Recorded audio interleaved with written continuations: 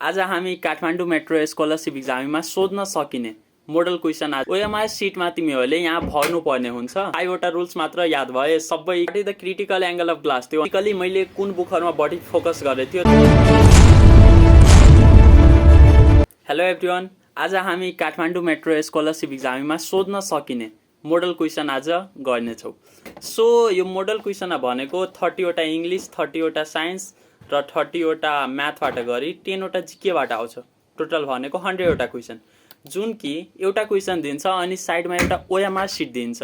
OMR सिटमा तिमीहरूले यहाँ भर्नु पर्ने हुन्छ, जसको लाइकेज 1 आवरको एन्सर सी नरमा छ। देन सी लाई डट पेनले पुरै सर्कल राम्ररी फिल गर्नु पर्यो। यो चेक गर्ने भनेकै कम्प्युटरबाट हो। यहाँ मान्छेले चेक गर्दैन कि देखिन्छ सही छ देन सही दिने। ओएमआरमा राम्ररी भरेछ भने त्यो करेक्टमा जान्छ। इभन राइट एन्सरमा लगाएको छौ बट राम्ररी सर्कल फिल गरे छैनौ भने त्यो मिस्टेकमै जान्छ। अनि एउटा कुरा भनेको यो इक्जाममा चाहिँ नेगेटिभ मार्किङ चाहिँ हुँदैन। त्यसले गर्दा रङमा पनि टिक लाउनबाट हिचकिचाउनु पर्ने छैन। हाम्रो पहिला 1 देखि 30 सम्म क्वेसन आउने भनेको इंग्लिशबाट हो। त्यस्तै मैले केही मोडल क्वेसन जुन कि मैले प्रिभियस इयर इक्जाम एटेम्प्ट गरेको थिएँ त्यही बेसिसमा केही क्वेसनहरु हालेको छु। पहिला what is the plural form of curriculum, that is curricula. यहाँ मैले रेड कलरले करेक्ट एन्सरलाई मार्क गरिदिएको छु।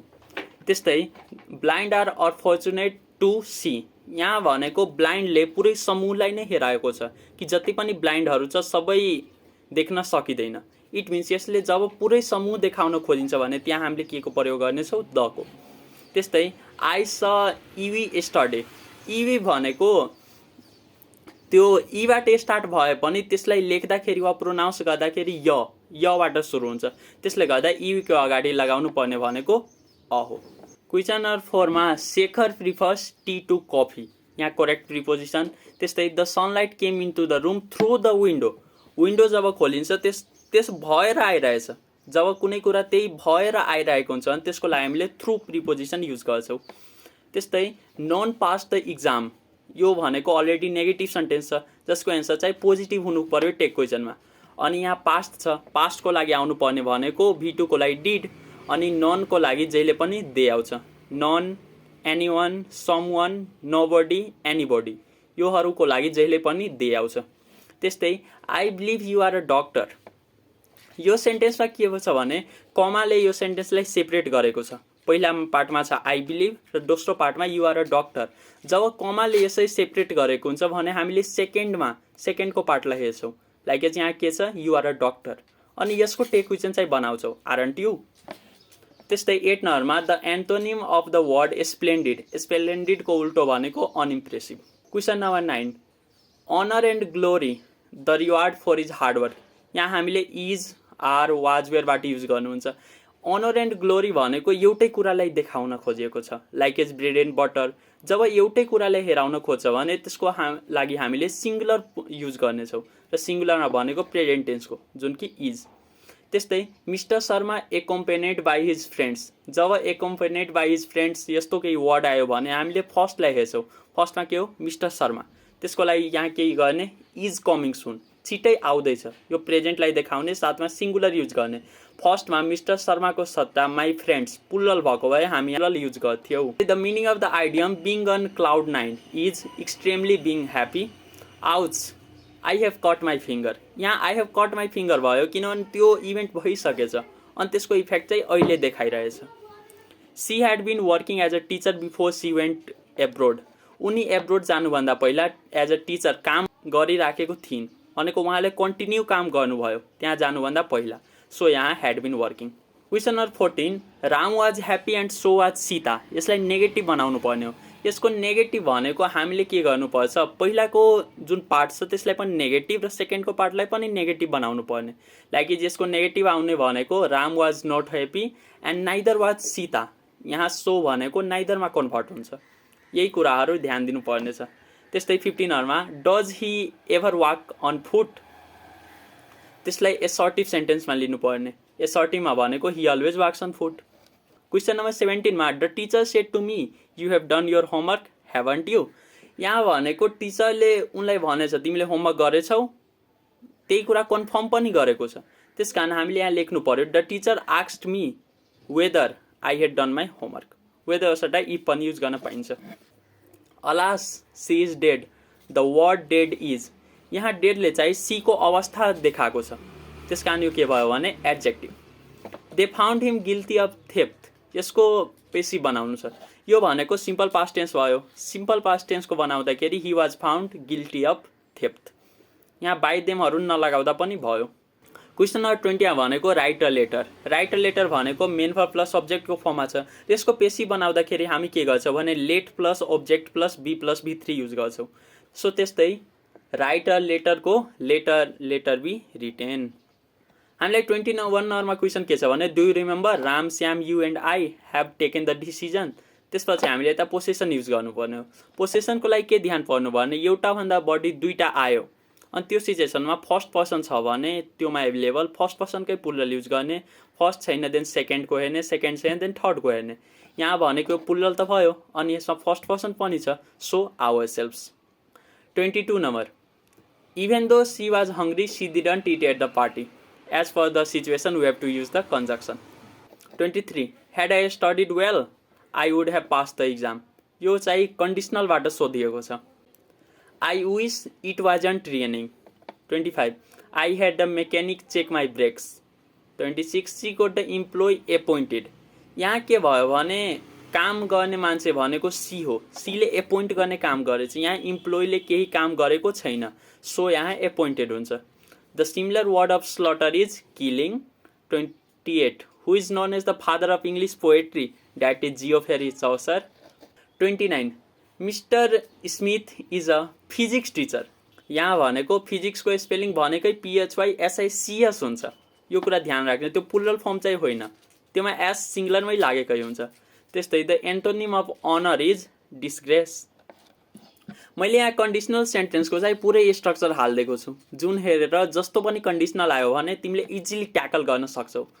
मैले यहाँ काउजेटिभको पनि हालिदिएको छु, काउजेटिभहरूमा यो 5वटा रुल्स मात्र याद भए सबै काउजेटिभ बनाउन सकिन्छ। काउजेटिभमा पर्ने भनेको ह्याभ, मेक र get. First structure subject plus have make plus agent plus V1। Agent भनेको कुनै पर्सन हुनु पर्यो, लिभिङ बिङ्स जसले काम गर्न सकिन्छ, त्यो आयो भने plus V1। Subject plus have make plus object plus V3, subject plus get plus agent plus to infinitive. Now moving towards science. साइन्समा भनेको हरेक च्याप्टरबाट पनि क्वेसन हुन्छ, हरेक च्याप्टरबाट केही न त केही क्वेसन सोधेको हुन्छ जेनरली। 31 नम्बरमा छ while investigating the effect of catalyst on the rate of chemical reaction which is independent variable. यहाँ इफेक्ट अफ क्याटालिस्ट चेन्ज गराएछ अनि इन्डिपेन्डेन्ट भेरिएबल भनेको वाट वी क्यान चेन्ज, हामीले के चेन्ज गर्न सक्छौँ।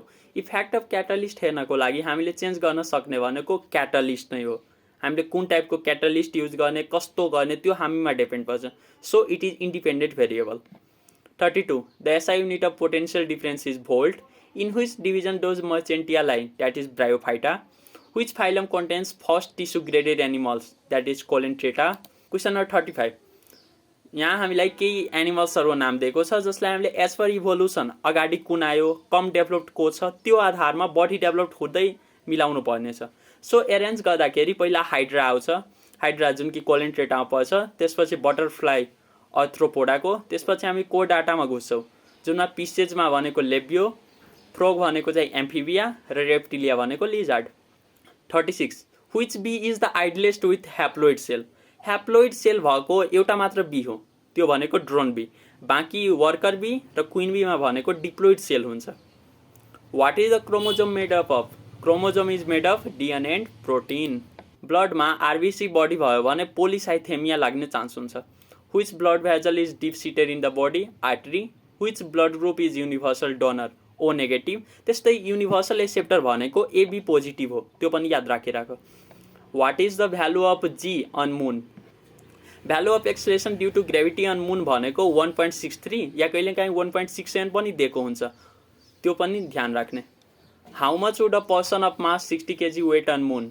यहाँ मास अफ द पर्सन भनेको चाहिँ 60 kg हो अनि acceleration due to gravity on the moon 1.63 metre per second square नै लिने वा 1.67 लिँदा पनि भयो। एन्सरमा थोरै डिफ्रेन्स आउँछ बट लगभग उस्तै हुन्छ। त्यस्तै रिक्वायर्ड वेट निकाल्दाखेरि फर्मुला भनेको mass into acceleration due to gravity, जुन निकाल्दा 97.8 न्युटन आयो। अनि हामीले यस्तो सिचुएसनमा नियरेस्ट भ्यालु खोज्छौँ र नियरेस्ट अप्सन भनेको चाहिँ हामीसँग 100 न्युटन हो, त्यस कारण यसको एन्सर भनेको 100 न्युटन भयो। 44 नम्बरमा हामीसँग रेडियस अफ मुन दिएको छ 1.7 × 10⁶ मिटर र एक्सेलेरेसन ड्यू टु ग्रेभिटी भनेको 1.6 मिटर पर सेकेन्ड स्क्वायर। हामीलाई निकाल्नु पर्ने भनेको मास हो। हामीलाई थाहा छ acceleration due to gravity equal to gm/r² र g को भ्यालु भनेको 6.67 × 10⁻11 nm²/kg²। र योमा भ्यालु राख्दै गयो भने हामीले m को value 6.93 × 10⁻22 kg।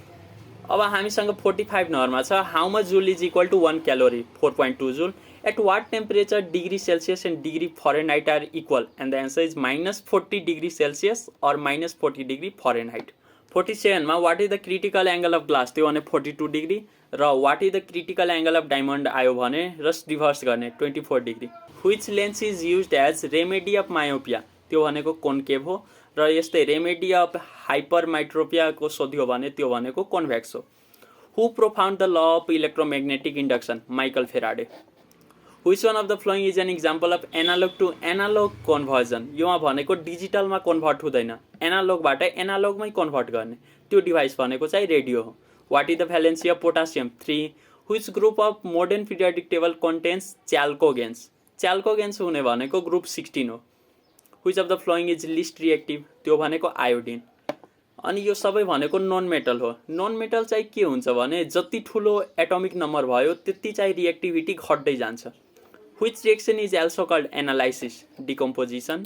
At what temperature does CO2 solidify कति टेम्परेचरमा CO2 सलिड फर्ममा आउँछ -78 degree Celsius. Which gas change a red litmus paper into blue यस्तो गर्ने भनेको एमोनिया हो NH3। त्यस्तै ब्लूबाट रेड गर्ने भनेको CO2 carbon dioxide. Which of the following is not a synthetic cleansing chemical यस्तो कुन हो जुन कि साइन्थेटिक आर्टिफिसियल छैन नेचुरल छ क्लिन्सिङ मेटेरियल त्यो भनेको एस हो। एस भनेको राख।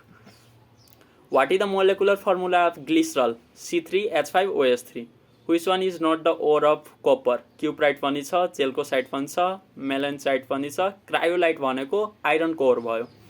सो यो अनि यो तयारी गर्नको लागि बेसिकली मैले कुन बुकहरुमा बढी फोकस गरेको थियो त्यो भनेको मोडर्न ग्रेडेडको साइन्स मैले पढेको थिएँ अनि अर्को भनेको ओसी सेप्लाइडको मैले ग्रामर पढेको थियो जसले मलाई लास्टै सपोर्ट गर्यो। I will recommend you to read such books in this holiday time. Thank you.